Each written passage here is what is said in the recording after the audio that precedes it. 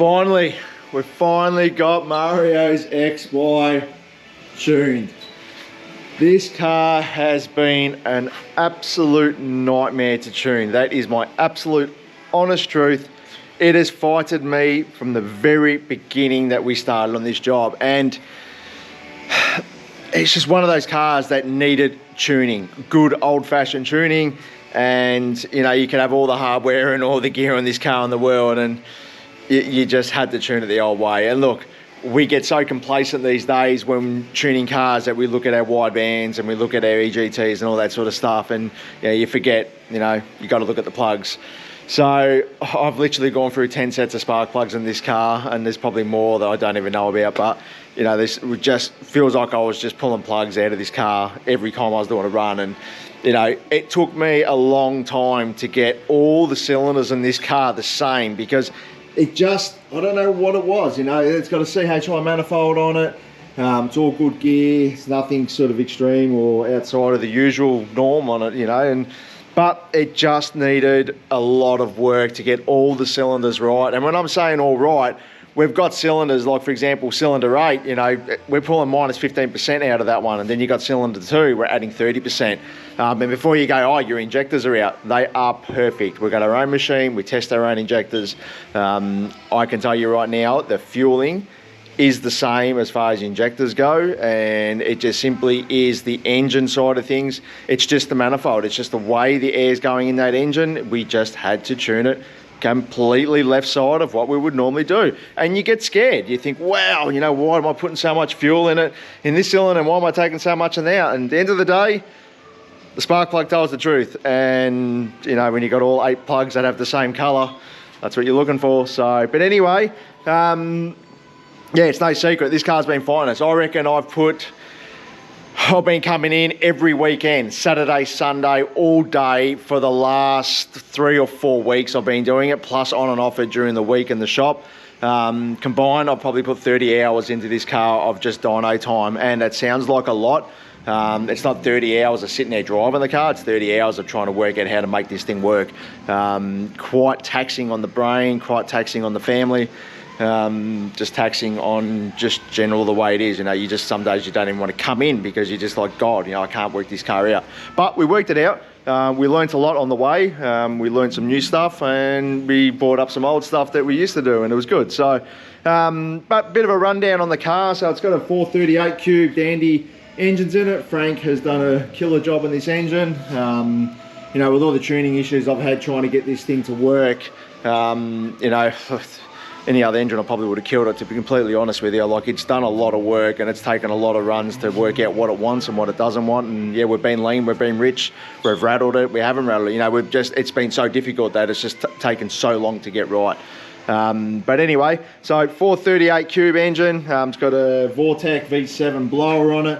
We're running a 44 tooth on the top now. We actually, one of the reasons why we're having such a hard time, we're just trying to put too much boost in this thing for what the combination wanted. So we went, let's pull the boost out, let's start small and work our way back up. And it actually worked out better having the blower running slower.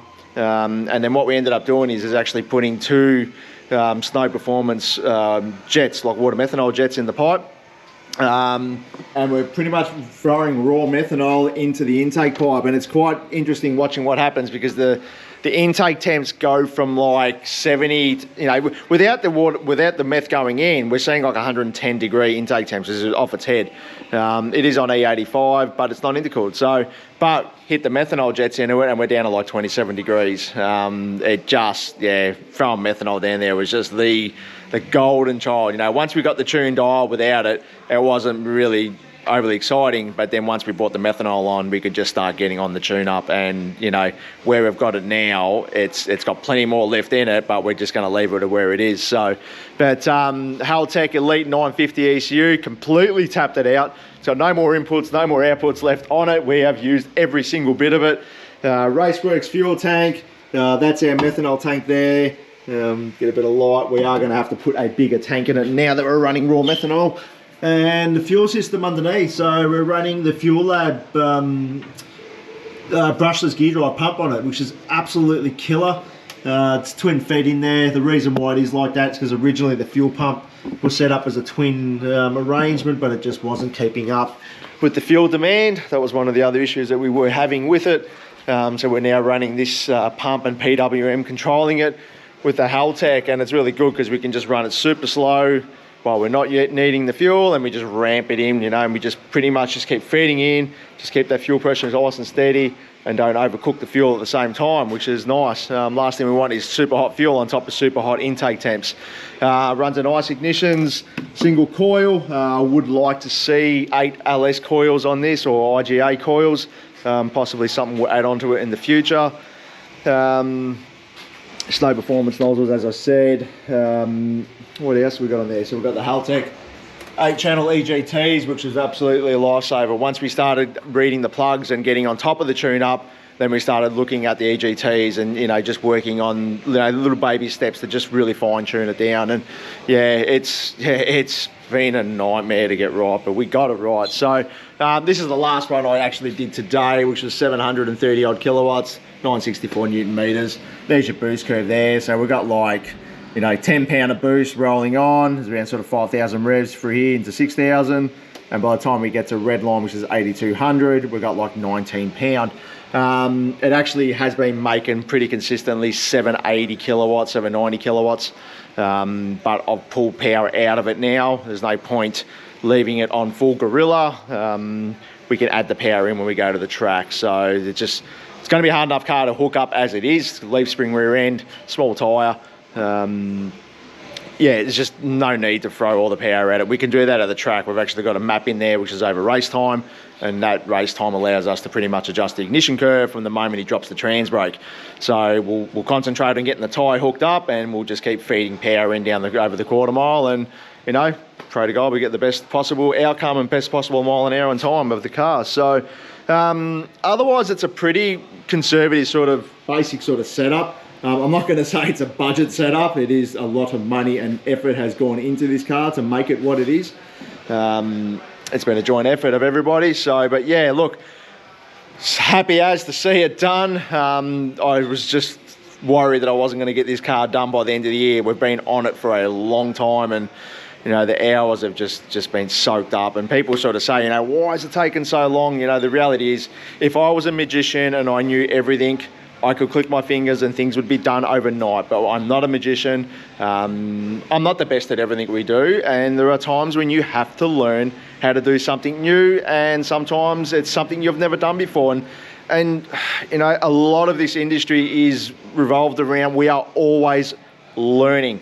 If you're in this industry and you think you know everything, mate, you don't. You don't know nothing, because you just need to accept that you don't know everything, and you're going to learn every time. And I have learned so much from this car, so much stuff that I've learned from this car that will now be applied into every other car that I do. And it's been good. You know, is it going to make a big difference to how we were doing things before? I don't know, maybe it will. But the reality is that, you know, I've learnt a massive amount. Am I going to be able to charge Mario for 30 hours of dyno time? Not a hope in the world. If I gave him a bill for 30 hours of labour for dyno time, he would probably get a gun and blow my head off. It just wouldn't happen. So I'm going to put that 30 hours down to school and learning and, you know, experience, and this is from that. So been a great learning curve. But anyway, guys, hope you like the car. Keep an eye out for it. We're going to have this thing on the strip very soon. Hopefully we'll be firing up, you know, January, February, and start getting to the drags and get things moving along. So, but anyway, guys, thanks for watching. Hope you've enjoyed it. And for those people who have been sitting there waiting for this car to come, here it is. Have a listen to it. It's an absolute beast. Catch ya.